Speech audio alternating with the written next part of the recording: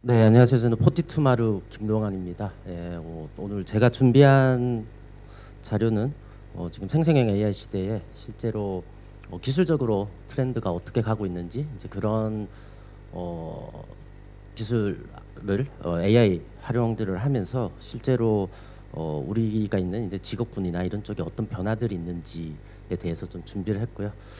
뭐 간단하게 제 소개를 먼저 드리면은 저희는 딥러닝 인공지능 기반의 스타트업입니다. 그리고 제가 국가 AI위원회나 디플정에서 이제 그 국가에서 정부의 이제 인공지능 정책 수립하고 하는데도 또 기여를 하고 있고요.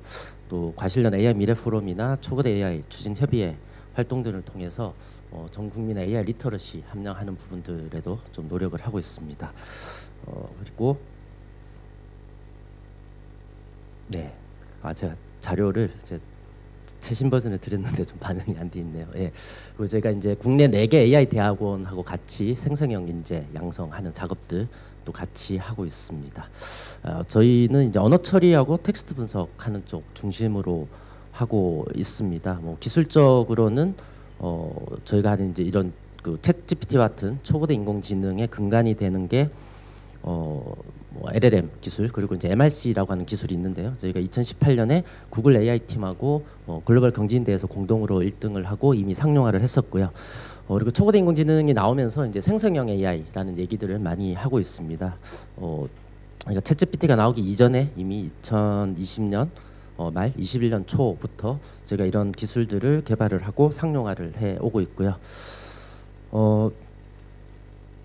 저희는 이제 저희가 만드는 이런 초거대 인공지능을 각 산업 분야별로 특화하는 작업들을 하고 있습니다. 그래서 이제 뭐 이런 초거대 인공지능을 뭐 반도체 전문가를 만들기도 하고요. 또 금융도 보면은 은행, 증권, 보험카드, 투자 이런 쪽이 다 특성들이 다릅니다. 이제 그런 도메인별로 특화하는 작업들을 하고 있습니다. 그리고 엔지니어링, 제조 분야들도 상당히 활발하게 접목들을 하고 계시는데요. 뭐 자동차 쪽이라든지 조선해양, 뭐 로보틱스, 제철, 건설 이런 쪽으로 계속 확장하는 작업들을 하고 있고요. 최근에는 법률, 교육, 헬스케어 그리고 초거대 인공지능이 나오면서는 이제 국방이나 공공행정 이런 쪽에서도 상당히 활발하게 적용들을 하고 계십니다. 저희는 뭐 저희뿐만 아니고 최근에 이제 국내 스타트업들도 저희는 이제 그 영국 자회사를 중심으로 해서 이제 유럽 쪽 비즈니스를 하고 있고요. 또 최근에 중동에서도 한국 인공지능 기술 기업들에 대해서 관심이 상당히 많습니다. 그래서 제가 사우디다든지 뭐 아랍에미리트 이런 쪽에도 이제 제가 같이 프로젝트들을 진행을 하고 있는데요. 뭐 많이들 아시겠지만 초거대 인공지능, 생성형 인공지능에 대해서 트렌드를 다시 한번 같이 보려고 하는데요. 화면 보시면은 알파고 화면입니다. 예, 이게 언젠지 기억하실까요? 네, 밑에 표시를 해놨는데요. 2016년입니다. 이게 벌써 9년이 지났습니다. 우리가 그 당시에 알파고 쇼크라는 단어까지 이렇게 표현까지 했었는데요.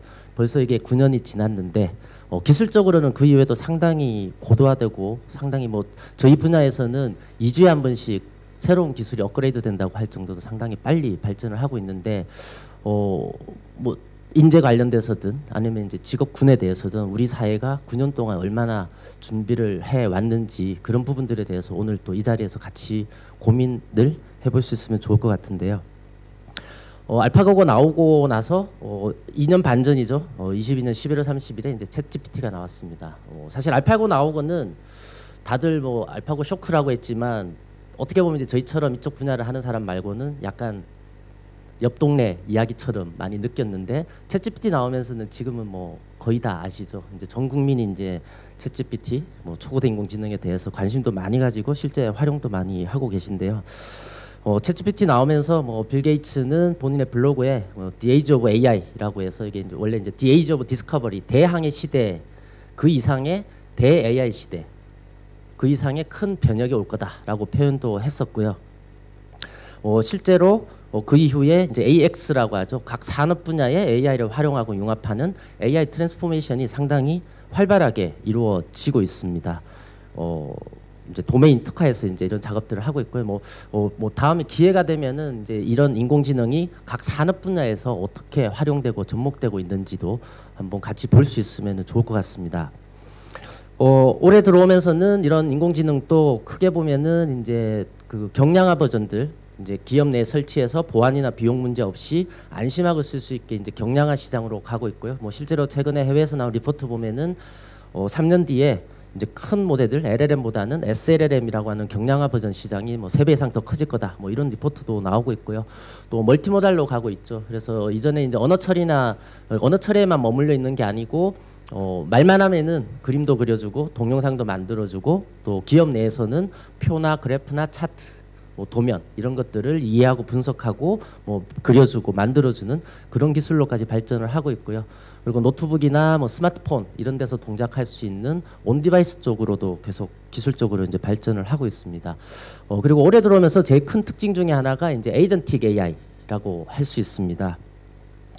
기존에 AI가 인지하고 뭔가를 생성해내고 또는 최근 들어서 이제 사람이 하듯이 추론하고 이런 단편적인 기능에서 벗어나서 AI가 스스로 계획을 수립하고 의사결정을 하고 그걸 통해서 실제 액션까지 취하는 그런 시장으로 가고 있고요. 실제로 이런 에이전틱 AI 시대로 가면서 이런 AI를 도입한 기업들에서 업무 생산성이나 뭐 이런 부분들이 상당히 극대화되고 있습니다. 뭐 챗GPT 만든 오픈 AI 같은 경우는 이제 뭐 온라인상에서 이제 쇼핑을 한다든지 이런 이제 온라인 웹상에서의 이제 AI 에이전트를 만들고 있고요. 뭐 예를 들어서 그러니까 이런 뭐 마이크를 뭐 온라인상에서 최저가 구매해줘 하면은 AI가 알아서 전 세계에 있는 이제 그런 웹사이트들 쇼핑몰을 다 뒤져서 최저가를 사서 구매하고 결제까지 하는 그런 프로세스들을 적용들을 하고 있고요.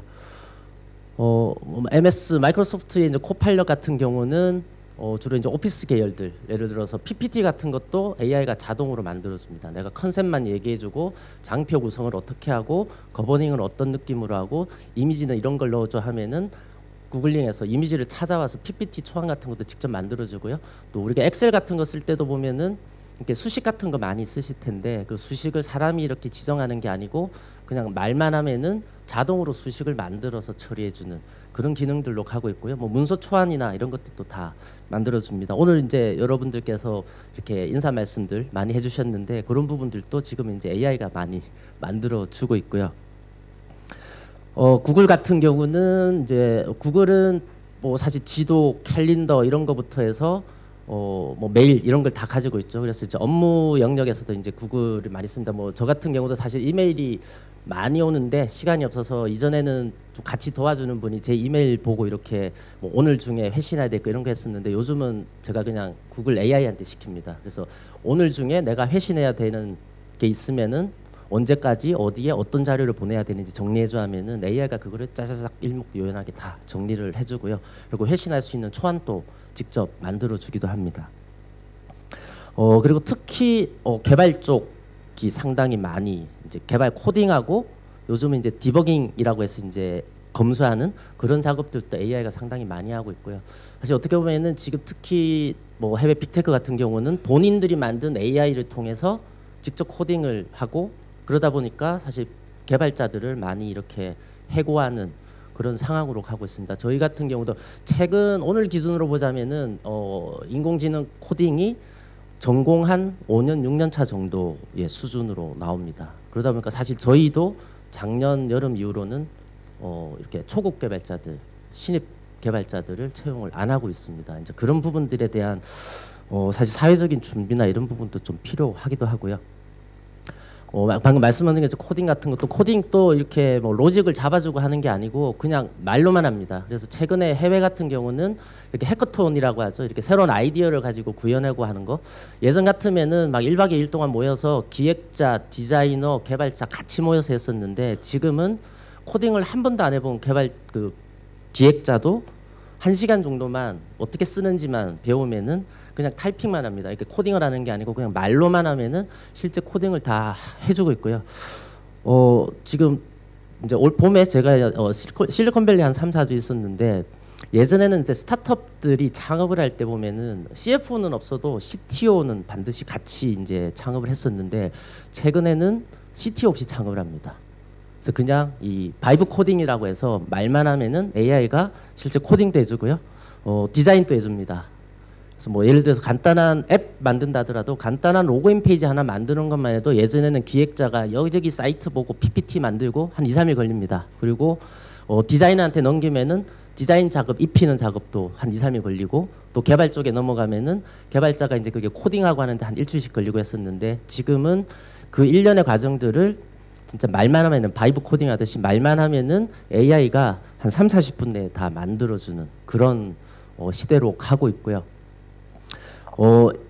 AI가 단순히 이제 사람이 주는 업무만 하는 게 아니고 AI가 역할 분담을 하고 AI가 매니지먼트하는 수준으로 가고 있습니다. 그래서 최근에 마이크로소프트에서 나온 마그넷 같은 경우도 보면은 AI가 코딩을 하고요, AI가 실행을 하고 AI가 내 PC 내에서 우리 회사 내에서 자료 찾고 또 AI가 웹상에서 자료 찾고 그걸 종합적으로 일종의 이제 오케스트레이션하는 관리하고 하는 일종의 이제 프로젝트 매니지먼트하는 그런 것도 AI가 직접 하고 있고요.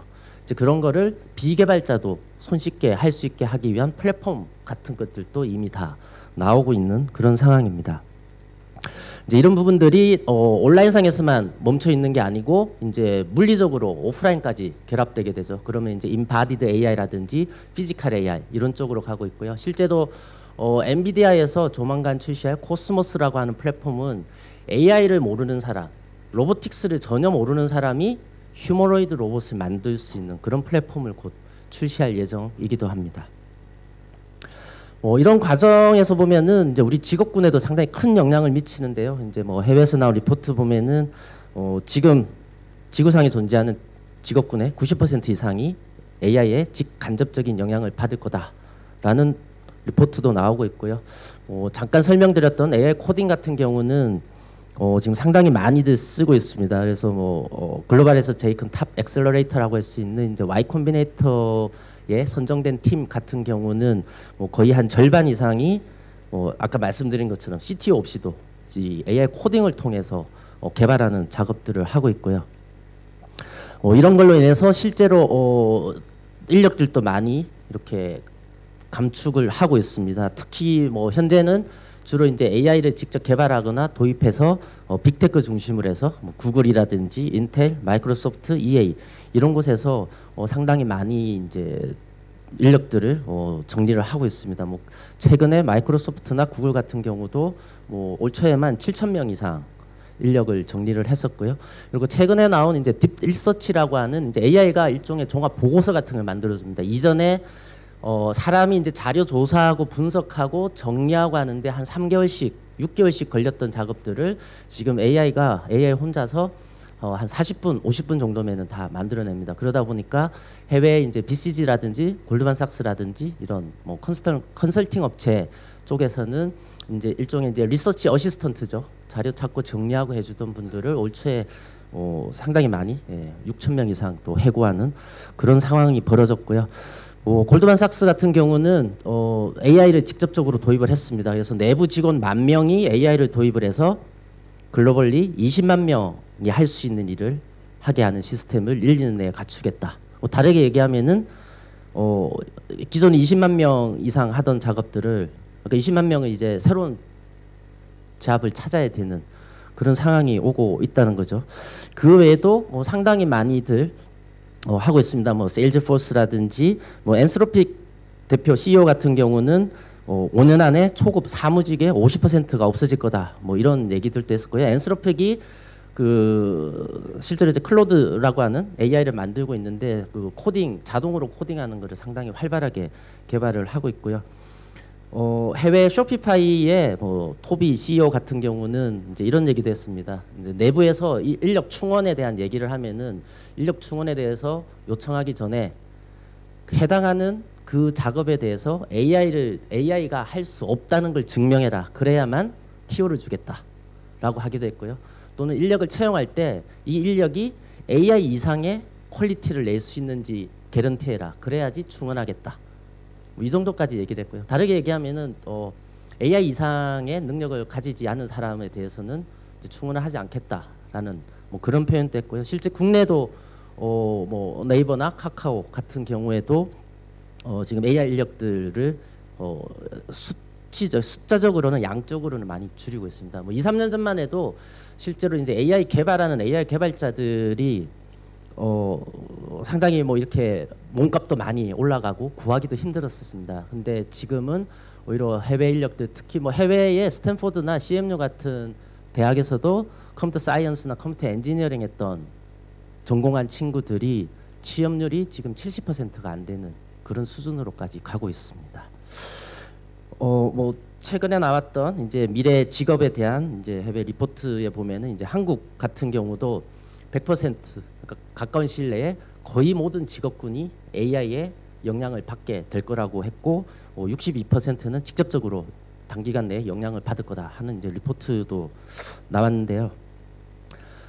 저희 회사 같은 경우도 제가 올 초에 실리콘밸리 갔다 오면서 사실 알고는 있었지만 또 현장에서 빨리 돌아가는 이제 현장을 보고 저도 사실 조금 쇼크를 받았습니다. 그래서 한국 오자마자 사실 새벽에 인천공항 떨어지자마자 집에도 안 가고 사무실로 바로 와서 이제 리더들하고 그동안 우리가 다른 산업군에서 다른 기업들이 AI를 도입하는 걸 도와드렸는데 우리는 AI를 얼마나 활용하고 있는지 한번 점검해 보자 라고 했는데 개발 쪽은 말씀드린 것처럼 이미 AI를 상당히 많이 쓰고 있고요. 그 외에도 인사총무, 재무 이런 스텝 부서들까지 지금 저희가 3개년 목표를 세워서 전 부서에서 AI 도입하는 작업들을 단기적으로 중장기적으로 지금 추진을 하고 있고요.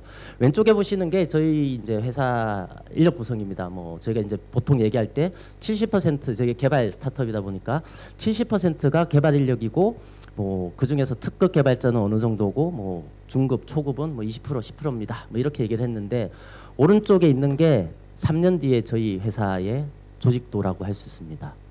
80%가 AI입니다.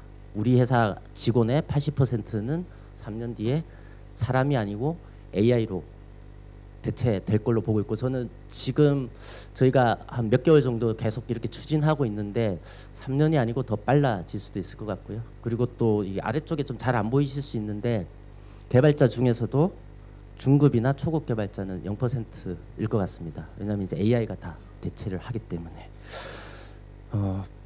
그래서 이런 부분들에 대해서 앞서 처음에 말씀드린 것처럼 지금 알파고가 나온 지 9년이 지났는데 우리 사회가 이런 부분들에 대해서 준비가 좀 안 되어 있습니다. 그래서 자료를 제가 오늘 또 늦게 최신 자료를 보내드려서 아직 좀 반응이 안 돼 있는데 마지막으로 짧게 뭐 제언을 드린다면은 크게 보면 세 가지를 좀 준비를 해야 될 것 같습니다. 이제 AI로 인해서 사라지거나 대체되는 직업군에 대해서 재교육 시스템도 필요할 거고요. 사회적으로 연착륙시키기 위해서 사회적 합의도 필요할 거고 또 제도적인 뒷받침도 필요할 겁니다. 이제 그런 부분들에 대해서 사실 그동안 9년 동안 알파고 나온 이후로 또 우리가 거의 사회적으로 논의들을 많이 못했던 것 같습니다. 그래서 오늘 이런 자리를 빌어서 그런 부분들에 대한 고민들을 좀 많이 했으면 좋을 것 같고요. 그리고 일하는 방식에 대한 변화도 필요합니다. 말씀드린 것처럼 AI로 인해서 그 일이 대체되는 부분도 있겠지만 AI를 통해서 업무 생산성을 향상시키고 글로벌 경쟁력을 갖추기 위해서는 기존에 일하는 방식을 많이 바꿔야 됩니다. 예전에는 특정한 기술을 도입하면은 이제 새로운 기술을 도입해서 업무 생산성을 20% 30% 올렸다. 그러면 막 박수 쳐주고 연말에 상도 주고 했었는데 지금 AI는 20% 30% 수준이 아닙니다. 저희가 했던 사례 같은 경우도 이렇게 선박 설계하고 하는 데 있어서 예전에 전공하고 10년, 20년 이상 한 전문 엔지니어 50명이서 초안 만드는데 2, 3개월 걸렸는데 지금은 AI 혼자서 열흘 만에 끝내버리거든요. 생산성 향상으로 보면 20% 30%가 아니고 거의 99% 이상 일어나고 있습니다. 그래서 그런 부분에 대해서 일하는 방식에 대한 변화도 필요하고요. 특히 기존의 교육 시스템도 전면 재편이 저는 필요하다고 봅니다. 다르게 어떻게 보자면은 저런 거죠. 이제 AI라는 기술이 인류 역사에 있어서 제가 이런 표현도 한 번씩 씁니다. 이제 반려 기술이 될 거다. 우리가 평생 같이 가야 되는 기술이 될 거기 때문에 지금이라도 AI를 어떻게 잘 활용할 건가. 그리고 그걸로 인해서 생기는 직업군의 변화나 인재 양성 방식이나 이런 부분들에 대해서 어떻게 대응할 건가 하는 그런 논의들이 활발하게 이루어졌으면 좋겠습니다. 네, 제가 준비한 발표는 여기까지 하도록 하겠습니다. 감사합니다.